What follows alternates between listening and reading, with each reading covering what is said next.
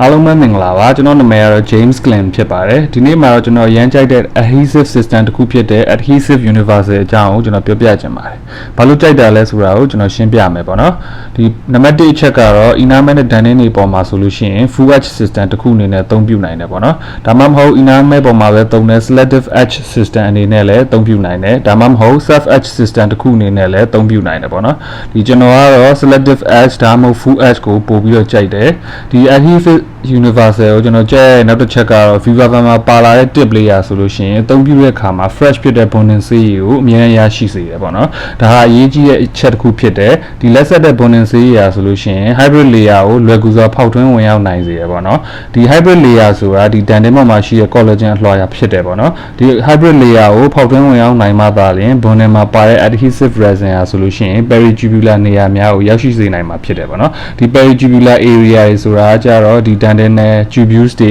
ရှိတဲ့နေရာလေးတွေပဲဖြစ်တယ်ပေါ့နော်အဲ့လိုနေရာတွေစီးလုံမယ်ဆိုလို့ရှိရင်တော့ post operative pain တွေလုံးဝရှိတော့မှာမဟုတ်ဘူးပေါ့နော်အဲ့လောက်ကိုလွယ်ကူတယ်ဒီ system မှာဆိုလို့ရှိရင်မတူညီတဲ့ technique တွေကိုသုံးနိုင်စေတဲ့အတွက်အလုပ်လုပ်တဲ့အခါမှာချောချောမွေ့မွေ့လုပ်နိုင်စေပြီးတော့ post operative pain တွေကိုရှောင်ရှားနိုင်စေတယ်ပေါ့နော်